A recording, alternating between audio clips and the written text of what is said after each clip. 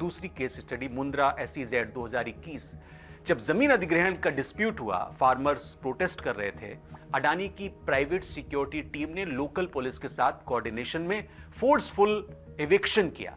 India Today का investigation है Gujarat land dispute 2021 का। Accountability minimal, RTI private property matter है।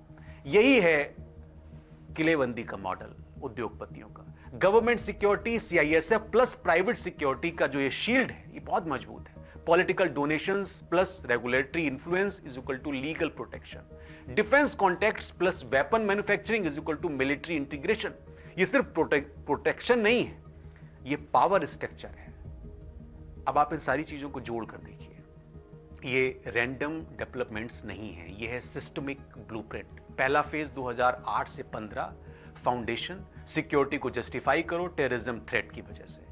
गवर्नमेंट पार्टनरशिप बनाओ, CISF मॉडल आ गया, इंफ्रास्ट्रक्चर इन्वेस्ट करो।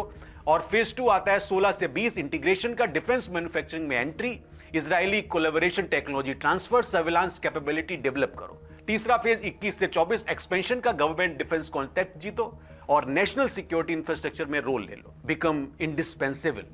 और चौथा फेज 25 के बाद क्या होगा? एविडेंस चेन आप देखिए, पॉलिटिकल फंडिंग पर डेटा। 19 से 24 के बीच अडानी अंबानी ग्रुप ने 1000 करोड़ दिए हैं इलेक्टोरल बॉन्ड के थ्रू सभी मेजर पार्टीज को। फिर वही पार्टी CISF डिप्लॉयमेंट अप्रूव करती है, डिफेंस कॉन्टैक्ट अवार्ड करती है, एनवायरमेंट क्लियरेंस देती है, लैंड एक्विजिशन में हेल्प करती हैं। ये है circular system, money flow one way, permission flow back.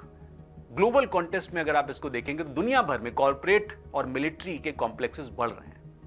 USA में ब्लैक वाटर एकेडमी जैसी private military contact PMCs Iraq, Afghanistan में ऑपरेट करती हैं। UAE में अमीराती कॉर्पोरेशंस अपनी आर्म्ड सिक्योरिटी फोर्सेस मेंटेन करती है। इजराइल का पूरा डिफेंस इकोसिस्टम ही पब्लिक प्राइवेट पार्टनरशिप पे डिपेंड करता है।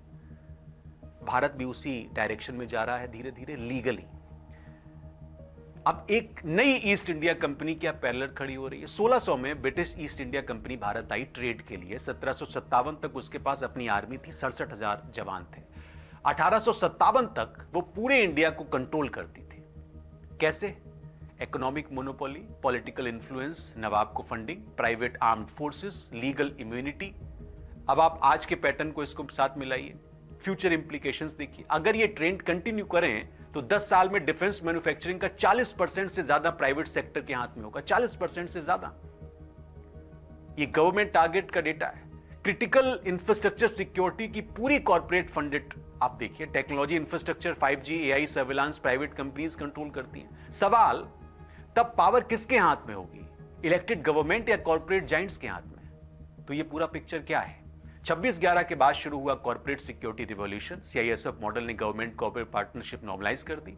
इजरायली कोलैबोरेशन ने मिलिट्री गेट टेक्नोलॉजी दी। डिफेंस मैन्युफैक्चरिंग एंट्री ने इकोनॉमिक और मिलिट्री पावर को मर्ज कर दिया।